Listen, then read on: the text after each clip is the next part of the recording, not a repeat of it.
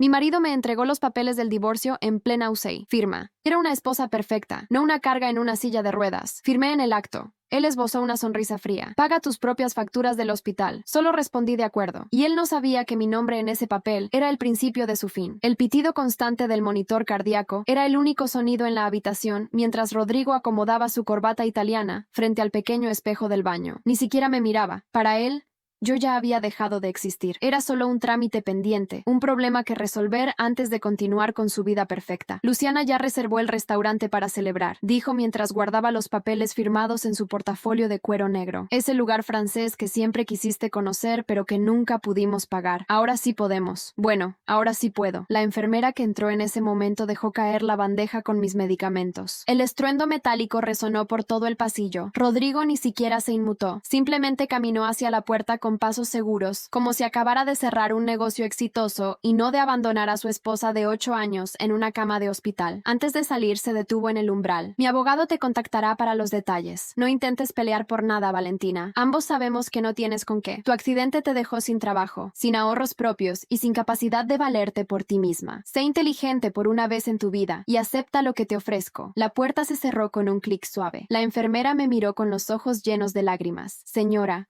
lo siento tanto. Nadie debería escuchar esas palabras en su estado. Nadie. Le pedí que no se preocupara. Le dije que todo estaría bien. Y lo decía completamente en serio. Porque mientras Rodrigo caminaba por ese pasillo creyendo que acababa de destruirme, yo recordaba con perfecta claridad el sobre amarillo que mi hermana Camila había encontrado 3 semanas antes del accidente. El sobre que contenía las pruebas de su traición matrimonial. El sobre que cambiaría absolutamente todo. Mi nombre es Valentina Reyes. Tengo 34 años. Hace exactamente 47 días. Un camión de carga me embistió mientras cruzaba la avenida principal cerca de mi oficina.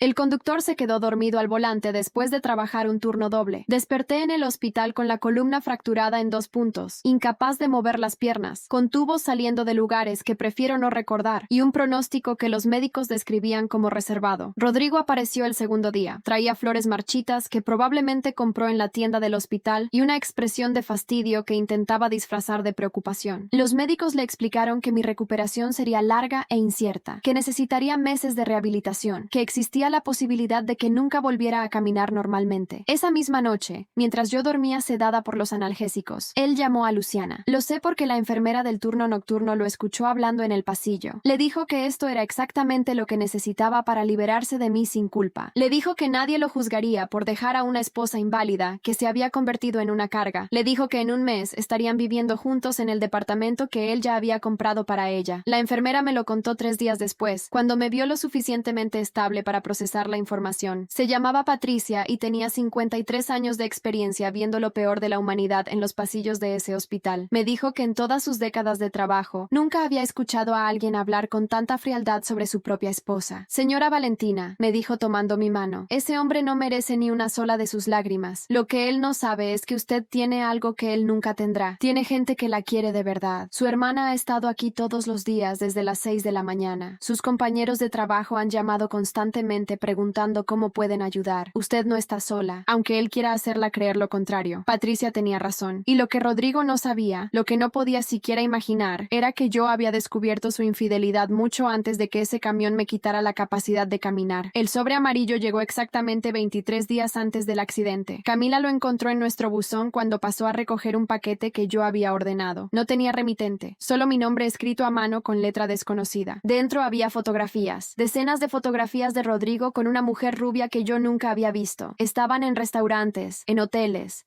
en playas que él me había dicho que eran viajes de trabajo. En algunas fotos se besaban, en otras simplemente se miraban con esa complicidad que solo tienen las parejas que llevan tiempo juntas. Había también extractos bancarios, transferencias mensuales desde nuestra cuenta conjunta hacia una cuenta que yo desconocía. $5,000 cada mes durante los últimos 3 años. $18,000 en total que habían desaparecido sin que yo lo notara porque confiaba ciegamente en el hombre con quien compartía mi vida. Y había una nota, sin firma, Solo 3 líneas escritas a máquina. Tu esposo te ha robado más que dinero. Te ha robado años de tu vida. Es momento de que sepas la verdad antes de que sea demasiado tarde. Camila quería que lo confrontara inmediatamente. Quería ir a nuestra casa, sacar todas mis pertenencias y dejarlo con las manos vacías antes de que él pudiera reaccionar. Pero yo le pedí tiempo. Le pedí que me dejara procesar lo que acababa de descubrir. Le pedí que guardara el sobre en su apartamento mientras yo decidía cómo proceder. Nunca tuve la oportunidad de tomar esa decisión. Una semana después, el camión me atropelló y mi vida cambió para siempre. Pero el sobre seguía en casa de Camila. Las pruebas seguían intactas. ¿Y ahora?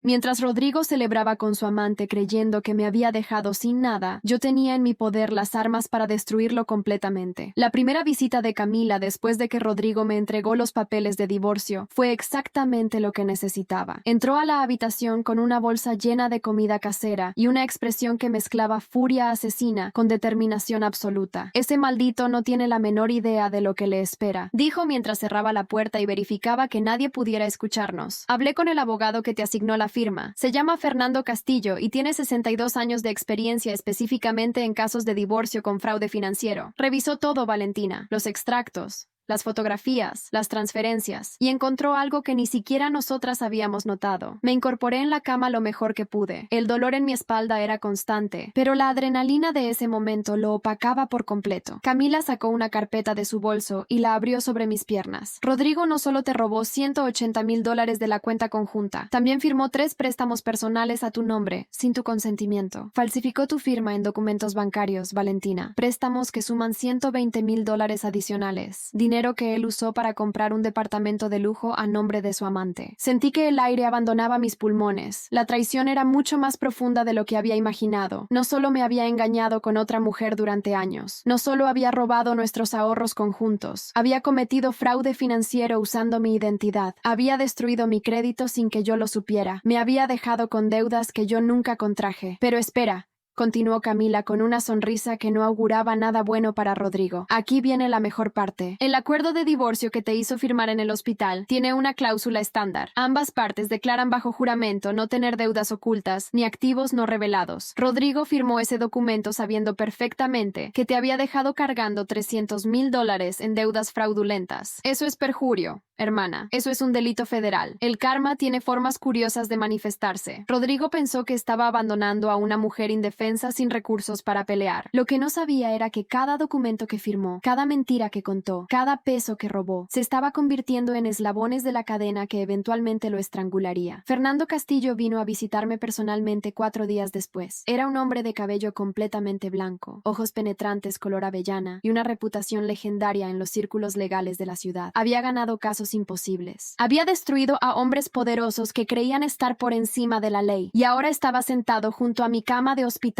revisando meticulosamente cada prueba que teníamos contra mi esposo. Señora Reyes, dijo después de examinar el último documento, en 38 años de carrera he visto mucha crueldad humana. He visto esposos que abandonan a sus esposas enfermas. He visto mujeres que destruyen a sus maridos por dinero. He visto todo tipo de traiciones imaginables. Pero lo que su esposo ha hecho es particularmente despreciable. ¿Por qué lo dice? Porque él no solo la traicionó, la usó como instrumento de su propio crimen. Cada préstamo que falsificó a su nombre fue calculado específicamente para que usted cargara con las consecuencias mientras él disfrutaba los beneficios. Él sabía que eventualmente la dejaría. Llevaba años preparando su salida, y su plan era que usted quedara destruida financieramente sin posibilidad de recuperación. ¿Hay algo que podamos hacer? Fernando sonrió de una manera que me recordó a un tiburón oliendo sangre en el agua. Señora Reyes, no solo hay algo que podemos hacer. Vamos a destruir completamente a ese hombre, pero necesito que entienda algo importante. Esto no será rápido, no será fácil, y habrá momentos en que él intentará manipularla para que desista. Necesito saber que usted está preparada para ir hasta el final. Lo miré directamente a los ojos. Llevaba 8 años casada con un hombre que resultó ser un monstruo. Había perdido la capacidad de caminar. Estaba sola en una cama de hospital con deudas que no contraje y un futuro incierto. No tenía absolutamente nada que perder. Señor Castillo, le dije con voz firme, quiero que ese hombre sienta exactamente el mismo dolor que me causó a mí. Quiero que pierda todo lo que le importa. Quiero que termine solo, arruinado arruinado y destruido. Y estoy dispuesta a esperar el tiempo que sea necesario para ver ese día llegar. Fernando asintió lentamente. Entonces empecemos. Las semanas siguientes fueron una combinación brutal de dolor físico y preparación estratégica. Cada mañana comenzaba con 2 horas de fisioterapia que me dejaban exhausta y sudorosa. Los terapeutas trabajaban mis piernas inertes, con ejercicios diseñados para mantener la masa muscular, mientras los nervios intentaban reconectarse. El dolor era constante, profundo. El tipo de dolor que te hace cuestionar si vale la pena seguir luchando, pero cada vez que pensaba en rendirme, recordaba la sonrisa fría de Rodrigo mientras me decía que pagara mis propias facturas. Recordaba el tono despectivo con que pronunció la palabra carga. Recordaba cada mentira, cada traición. Cada momento en que él fingió amarme mientras planeaba mi destrucción. El odio es un combustible poderoso cuando se usa correctamente. Camila se convirtió en mi conexión con el mundo exterior. Me visitaba cada día después del trabajo, trayendo noticias sobre Rodrigo y su amante que recopilaba a través de amigos en común y redes sociales. Publicaron fotos en un restaurante carísimo anoche. Me contó una tarde mientras yo descansaba después de la terapia. Luciana subió una historia mostrando el anillo que él le regaló. Es el mismo diseño que tú querías para nuestro 10º aniversario, Valentina. El mismo anillo que él te dijo que no podíamos pagar. Miré las fotografías en el teléfono de Camila. Rodrigo se veía feliz, relajado, como un hombre sin ninguna preocupación en el mundo. Luciana era exactamente el tipo de mujer que siempre le había atraído secretamente. Rubia, delgada, con ese aire de superioridad que viene de nunca haber tenido que trabajar duro por nada en la vida. Me dolía verlos juntos, no lo voy a negar. Pero ese dolor se transformaba inmediatamente en algo más útil: determinación, paciencia, la certeza absoluta de que su felicidad era temporal y que yo sería la responsable de destruirla. ¿Sabes qué más descubrí?, continuó Camila con expresión seria. Rodrigo le está diciendo a todo el mundo que tú quedaste con daño cerebral por el accidente, que por eso firmaste el divorcio tan rápido, que estabas tan confundida que no sabías ni lo que estabas haciendo. Sentí que la sangre me hervía. No solo me había abandonado y robado, ahora estaba destruyendo mi reputación para protegerse a sí mismo. Hay más, agregó mi hermana bajando la voz. Su madre llamó a mamá la semana pasada. Le dijo que Rodrigo era un santo por haber aguantado tantos años casado con alguien tan difícil como tú, que él merecía ser feliz después de todo lo que sufrió a tu lado, que tú nunca lo valoraste y que por eso él tuvo que buscar amor en otra parte. No dije nada. No hacía falta. La familia de Rodrigo siempre lo había tratado como si fuera un regalo divino para la humanidad. Su madre en particular lo adoraba con una devoción enfermiza que me había incomodado desde el principio de nuestra relación. Para ella, su hijo era incapaz de hacer algo malo. Cualquier problema en nuestro matrimonio era automáticamente mi culpa. Lo que ella no sabía, lo que ninguno de ellos sabía, era que su príncipe perfecto estaba a punto de caer de su pedestal de la manera más espectacular posible. Fernando me llamó exactamente 3 semanas después de nuestra primera reunión. Su voz sonaba tensa de una emoción que intentaba contener. Señora Reyes, tenemos luz verde. La fiscalía aceptó abrir una investigación formal por fraude financiero y falsificación de documentos. Encontraron irregularidades adicionales que ni siquiera nosotros habíamos detectado. Al parecer, Rodrigo también falsificó documentos tributarios usando su número de identificación fiscal. El caso se está expandiendo. ¿Qué significa eso exactamente? Significa que ya no es solo un caso de divorcio con fraude conyugal. Ahora hay implicaciones penales serias. Rodrigo podría enfrentar cargos federales. Y lo mejor de todo es que la investigación se está realizando de manera completamente confidencial. Él no sabrá nada hasta que sea demasiado tarde. Sentí una oleada de satisfacción que casi me hizo olvidar el dolor constante en mi espalda. Fernando continuó. También tengo noticias sobre su recuperación legal. Revisé exhaustivamente el acuerdo prenupcial que firmaron hace 8 años. Rodrigo insistió en ese acuerdo porque en aquel entonces su familia todavía tenía dinero y él quería proteger su futura herencia. Lo recuerdo perfectamente. Me hizo sentir como si estuviera firmando un contrato de servidumbre. Bueno, ese contrato ahora trabaja a su favor. El acuerdo especifica claramente que cualquier activo adquirido durante el matrimonio con ingresos generados por cualquiera de las partes permanece como propiedad del cónyuge que generó esos ingresos. Usted generó aproximadamente el 80% de los ingresos de ese matrimonio, señora Reyes. La casa, los autos, las cuentas de inversión, todo fue comprado principalmente con su dinero. Pero Rodrigo ya cambió las cerraduras de la casa. Ya vendió mi auto. Fernando rió suavemente. Precisamente. Cada acción que él ha tomado desde el divorcio constituye apropiación ilegal de bienes. Cada peso que ha gastado de las cuentas conjuntas sin su autorización expresa es técnicamente un robo. Él no solo está cavando su propia tumba, señora Reyes, está cavándola cada vez más profunda con cada decisión que toma. El karma estaba empezando a despertar. Mi cuerpo comenzó a responder a la terapia física de maneras que los médicos no esperaban. Primero fue un hormigueo casi imperceptible en los dedos de mi pie derecho. Después, un espasmo involuntario en mi pantorrilla izquierda. Los neurólogos ordenaron nuevos estudios y los resultados fueron cautelosamente optimistas. La fractura no dañó su médula espinal tan severamente como temíamos inicialmente, me explicó el doctor Hernández mientras revisaba mis resonancias magnéticas. Hay inflamación significativa que está comprimiendo algunos nervios, pero no parece haber daño permanente. Con terapia intensiva y tiempo, existe una posibilidad real de que usted recupere la funcionalidad de sus piernas. Una posibilidad real significa que podré caminar otra vez. Significa que no puedo prometerle nada, pero tampoco puedo descartarlo. He visto pacientes con lesiones similares recuperarse completamente en un año. También he visto pacientes quedarse en silla de ruedas para siempre. Depende de muchos factores. Su edad juega a su favor, su determinación también, pero necesita prepararse para cualquier resultado. Asentí lentamente. Lo que el doctor no entendía era que yo no tenía opción. Necesitaba caminar otra vez. Necesitaba pararme frente a Rodrigo con mis propios pies y mirarlo a los ojos mientras su mundo se derrumbaba. No aceptaría ningún otro resultado. Rodrigo intentó contactarme por primera vez 6 semanas después del divorcio. Recibí un mensaje de texto de un número desconocido que decía simplemente: necesitamos hablar urgentemente. No respondí.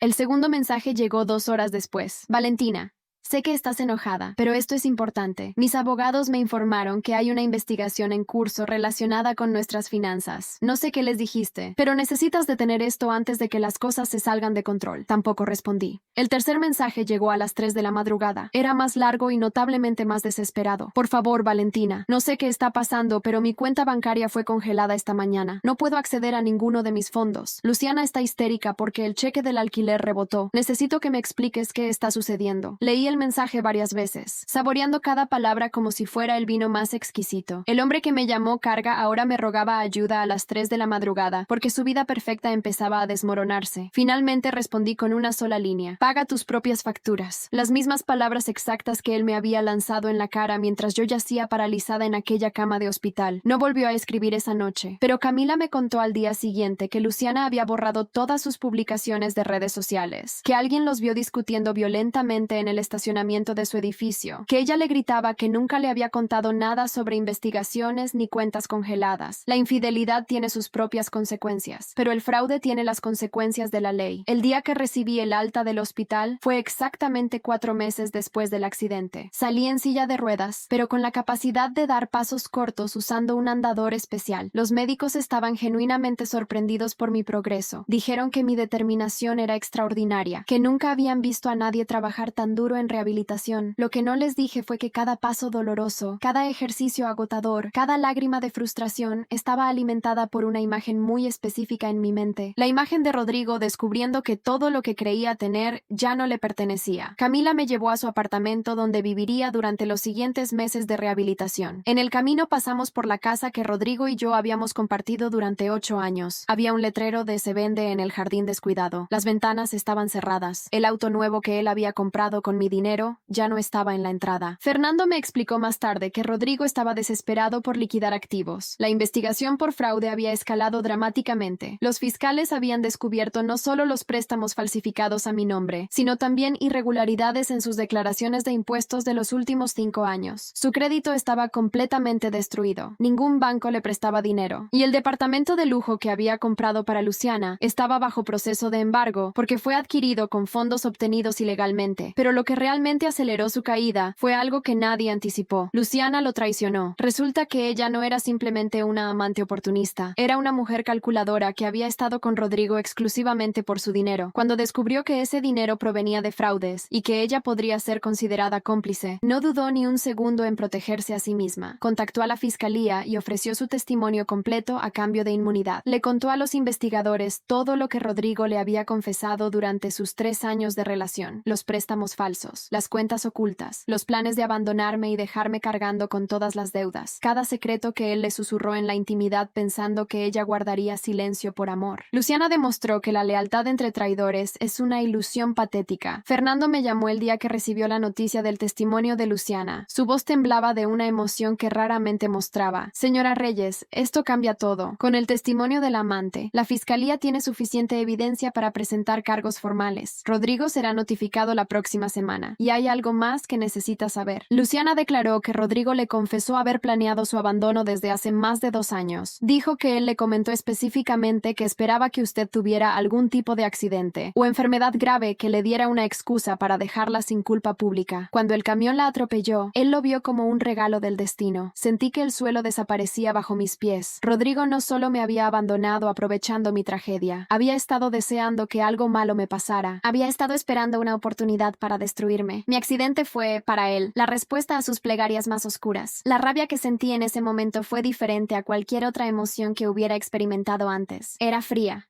calculada, absolutamente despiadada, y me dio la fuerza que necesitaba para lo que vendría después. La audiencia preliminar se programó para 3 meses después de mi salida del hospital. Asistí caminando con un bastón, todavía inestable pero definitivamente de pie. Cuando entré a la sala del tribunal, Rodrigo estaba sentado en la mesa de la defensa junto a un abogado que parecía querer estar en cualquier otro lugar del mundo. Nuestras miradas se cruzaron por primera vez desde aquella tarde en la UCI. Él esperaba encontrar a la mujer destruida que había abandonado. En cambio, vio a alguien completamente diferente, alguien que había resucitado de sus cenizas, alguien que lo miraba sin miedo, sin dolor, sin ninguna de las emociones que él esperaba provocar. Su rostro perdió todo el color. Vi cómo tragaba saliva nerviosamente. Vi cómo sus manos temblaban sobre la mesa. El hombre arrogante que me entregó los papeles de divorcio ya no existía. En su lugar había alguien pequeño, asustado, y completamente consciente de que su vida estaba a punto de derrumbarse. El juez era una mujer de aproximadamente 60 años, con expresión severa y reputación de no tolerar tonterías. Revisó los documentos durante varios minutos que parecieron eternos. Finalmente levantó la vista y se dirigió directamente a Rodrigo. Señor Vázquez,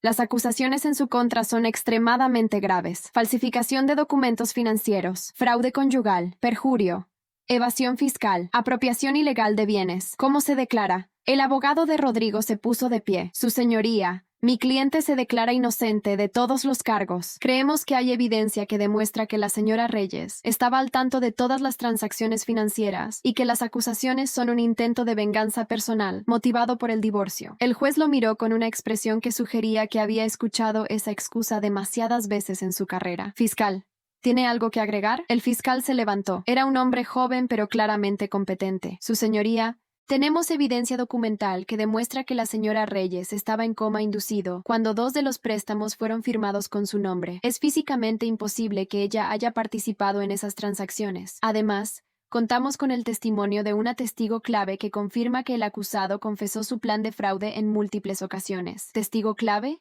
Luciana Vargas, su señoría, la amante del acusado durante los últimos 3 años. Ella ha proporcionado declaraciones detalladas sobre los planes del señor Vázquez para defraudar a su esposa y abandonarla una vez que tuviera suficiente dinero acumulado. Vi cómo Rodrigo se hundía en su silla. Su abogado le susurró algo al oído, pero él no pareció escuchar. Sus ojos estaban fijos en algún punto invisible en la pared, como si su mente no pudiera procesar lo que estaba sucediendo. El juez asintió lentamente. Dada la gravedad de las acusaciones y la evidencia presentada, se establece una fianza de $500,000.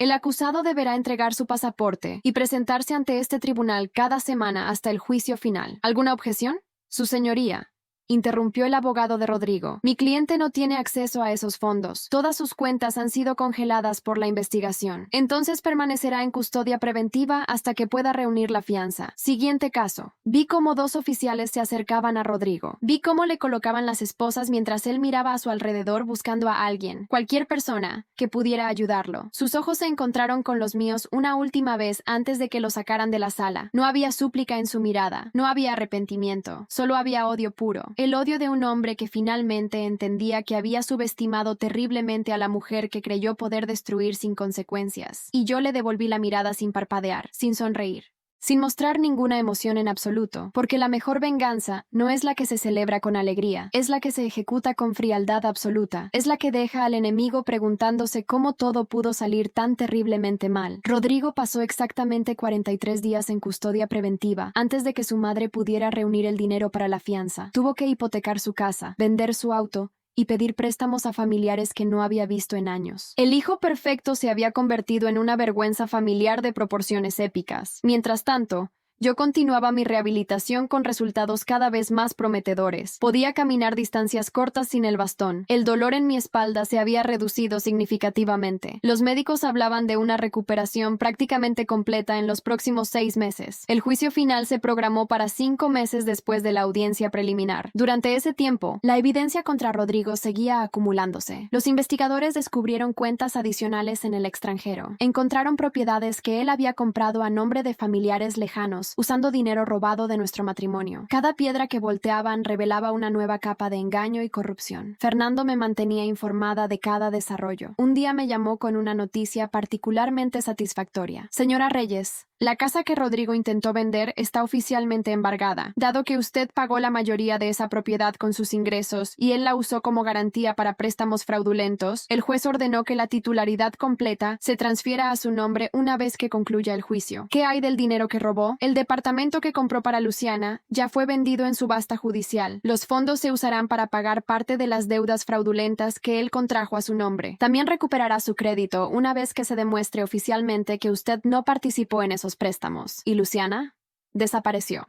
Después de dar su testimonio, se mudó a otra ciudad. Aparentemente encontró a otro hombre rico a quien casar. Dejó a Rodrigo completamente solo justo cuando más la necesitaba. La ironía era deliciosa. El hombre que me abandonó cuando estaba paralizada en una cama de hospital fue abandonado por su amante cuando su dinero desapareció. El día del juicio final llegó en una mañana fría de otoño. Entré a la sala del tribunal caminando sin bastón, con apenas una ligera cojera que los médicos dijeron probablemente sería permanente. No me importaba. Esa cojera era un recordatorio de todo lo que había sobrevivido, un trofeo de guerra que llevaría con orgullo por el resto de mi vida. Rodrigo se veía completamente diferente al hombre que yo había conocido. Había perdido peso, su cabello estaba descuidado, sus ojos tenían ojeras profundas que sugerían noches sin dormir. El traje que llevaba le quedaba grande, probablemente porque ya no podía comprarse ropa nueva. El juicio duró 3 días. La fiscalía presentó montañas de evidencia, extractos bancarios, documentos falsificados, testimonios de expertos en caligrafía que confirmaron que mi firma había sido imitada, el testimonio grabado de Luciana detallando cada confesión que Rodrigo le había hecho. El abogado defensor intentó varias estrategias desesperadas. Alegó que yo había estado al tanto de todo. Alegó que Luciana mentía por despecho. Alegó que la evidencia había sido manipulada. Nada funcionó. La verdad era demasiado clara, demasiado documentada, demasiado irrefutable. El tercer día, el juez llamó a Rodrigo para que hiciera una declaración final antes del veredicto. Se puso de pie lentamente, como un hombre que cargaba el peso del mundo sobre sus hombros. Su señoría,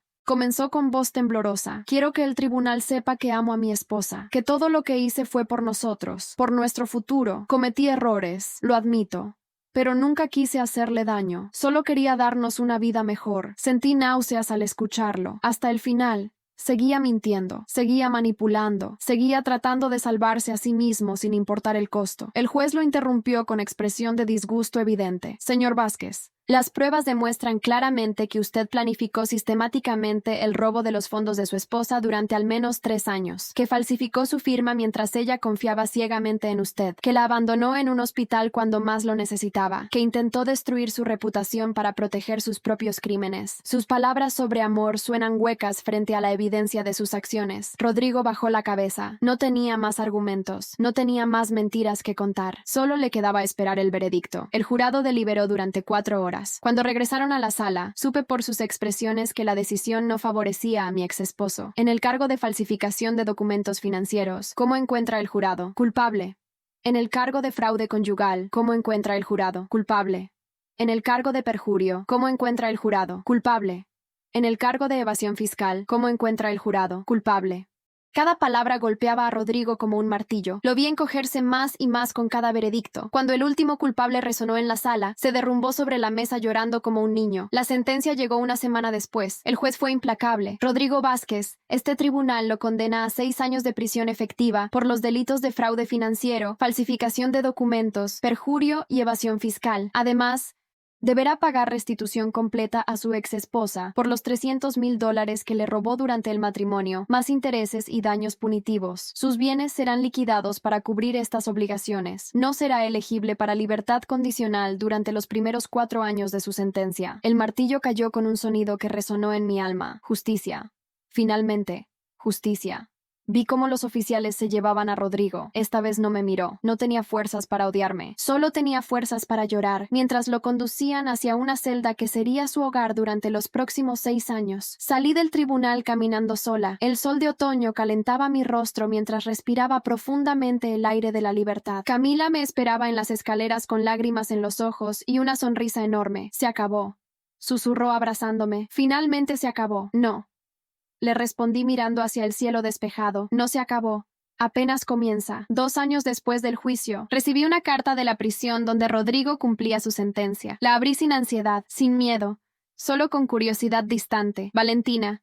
Escribía con letra temblorosa. Sé que no merezco tu atención, sé que no merezco nada de ti, pero necesito que sepas que pienso en lo que hice todos los días. El psicólogo de aquí dice que tengo un trastorno narcisista que nunca fue diagnosticado. Dice que eso no excusa mis acciones, pero ayuda a explicarlas. He estado en terapia intensiva durante meses. Creo que finalmente estoy entendiendo el daño que causé. Te escribo porque pronto tendré una audiencia de libertad condicional. Mi abogado dice que una carta tuya podría ayudar mi caso. No te pido que me perdones.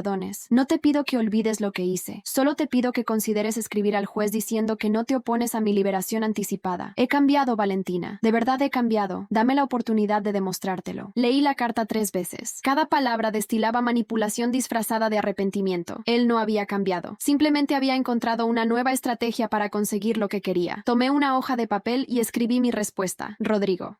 Recibí tu carta. Mi respuesta es no. No escribiré nada que ayude tu liberación. No porque te odie. Ya no pierdo energía odiándote. Simplemente porque las consecuencias de tus acciones no son negociables. Elegiste robarme. Elegiste abandonarme. Elegiste destruir mi vida para construir la tuya. Ahora vive con el resultado de esas elecciones. Cumple tu sentencia completa. Es exactamente lo que mereces. No vuelvas a contactarme. Valentina. Envié la carta al día siguiente. No volví a saber de él directamente, pero Fernando me informó semanas después que su solicitud de libertad condicional fue denegada. El juez consideró que no mostraba arrepentimiento genuino y que continuaba intentando manipular a su víctima. Cumpliría los 6 años completos, cada día, cada hora, cada minuto. Mientras tanto, mi vida había florecido de maneras que nunca imaginé posibles. Volví a trabajar en la firma de auditoría, donde me recibieron como una heroína. Me ascendieron 2 veces en 1 año y medio. Me convertí en supervisora del Departamento de Investigaciones Internas, irónicamente especializada en detectar exactamente el tipo de fraude que Rodrigo había cometido. La casa que recuperé la vendí y usé el dinero para comprar un apartamento pequeño pero hermoso en una zona tranquila de la ciudad. Tenía un balcón con vista a un parque donde los niños jugaban todas las tardes. Cada mañana tomaba mi café ahí, respirando el aire fresco y agradeciendo por cada nuevo día. Conocí a Andrés en una sesión de terapia física de seguimiento. Era fisioterapeuta en el hospital donde me habían tratado. Tenía una sonrisa genuina, ojos honestos y una paciencia infinita. Empezamos como amigos. Después de 6 meses, nos convertimos en algo más. Andrés conocía toda mi historia. No le oculté nada. Le mostré las cicatrices físicas y emocionales que Rodrigo había dejado, y él no se asustó. No intentó arreglarme. Solo me acompañó mientras yo misma me reconstruía pieza por pieza. Nos casamos 2 años después de conocernos en una ceremonia pequeña e íntima. Solo familia cercana y amigos verdaderos. Camila fue mi dama de honor. Lloró durante todo el discurso que había preparado. Dijo que nunca había visto a su hermana tan feliz. Dijo que finalmente el universo me estaba devolviendo todo lo que me habían quitado. Esa misma semana recibí la noticia de que Rodrigo había sido liberado después de cumplir su sentencia completa. Supe por fuentes indirectas que salió de prisión convertido en un hombre de 43 años sin trabajo, sin ahorros,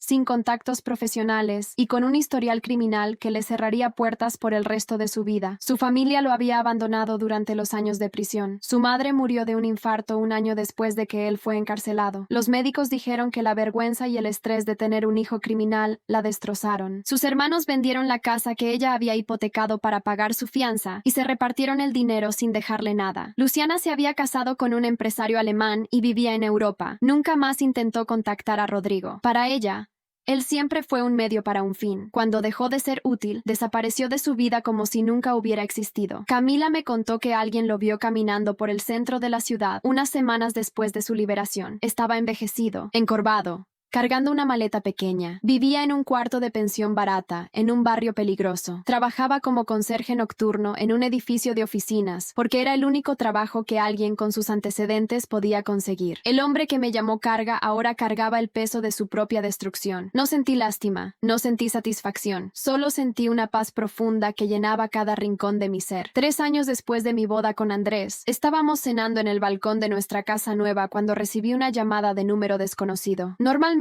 no contestaba esas llamadas, pero algo me impulsó a hacerlo esa noche. ¿Valentina Reyes?, preguntó una voz femenina. Sí.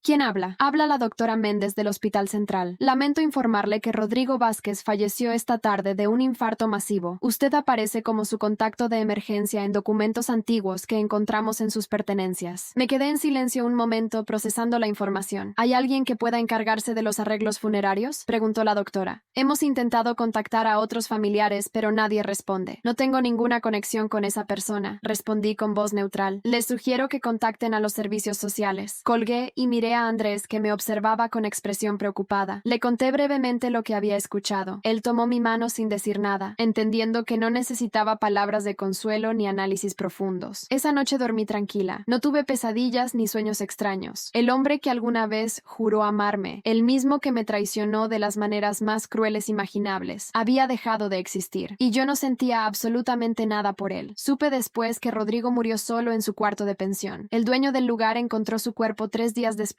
cuando los vecinos se quejaron del olor. Nadie reclamó sus pertenencias, nadie organizó un funeral, nadie lloró su partida. Murió exactamente como había vivido sus últimos años, abandonado por todos, olvidado por todos, completamente y absolutamente solo. Mientras tanto, mi vida continuaba floreciendo. Andrés y yo adoptamos un perro que se convirtió en el rey de nuestra casa. Mis colegas de trabajo se convirtieron en amigos cercanos. Camila tuvo gemelos, y yo me convertí en la tía favorita que los malcriaba cada fin de semana. La cojera que me quedó del accidente nunca desapareció completamente, pero dejé de verla como una discapacidad. Era mi recordatorio constante de que había sobrevivido lo imposible, de que había reconstruido mi vida desde las cenizas de la traición más devastadora, de que era infinitamente más fuerte de lo que Rodrigo jamás imaginó. Cada vez que alguien me preguntaba sobre mi pasado, sobre el accidente, sobre el ex esposo que me abandonó en el hospital, yo contaba mi historia sin vergüenza ni amargura, porque mi historia no era una tragedia, era un testimonio de supervivencia, era la prueba de que el karma existe y que la justicia, aunque a veces tarda, siempre llega.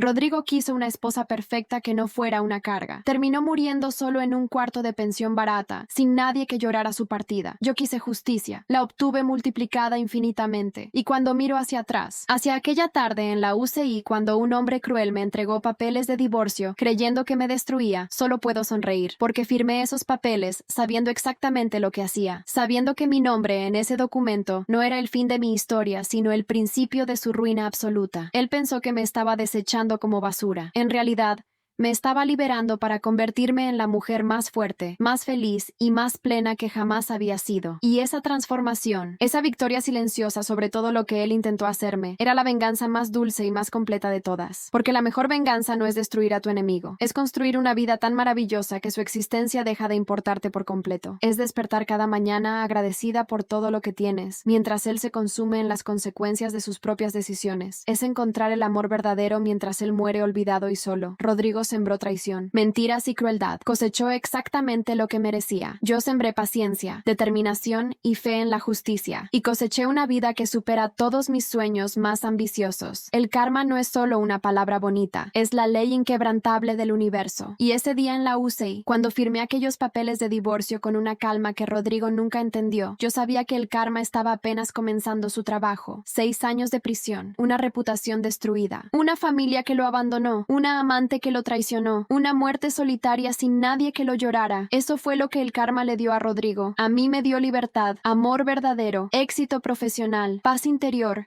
y la satisfacción de saber que cada paso doloroso de mi rehabilitación, cada lágrima de frustración, cada momento de duda, valió absolutamente la pena, porque al final, la mujer que él llamó carga demostró ser la más liviana de todos, libre del peso de su traición, libre del peso de su crueldad, libre del peso de él. Y esa libertad, esa paz absoluta, es todo lo que siempre necesité.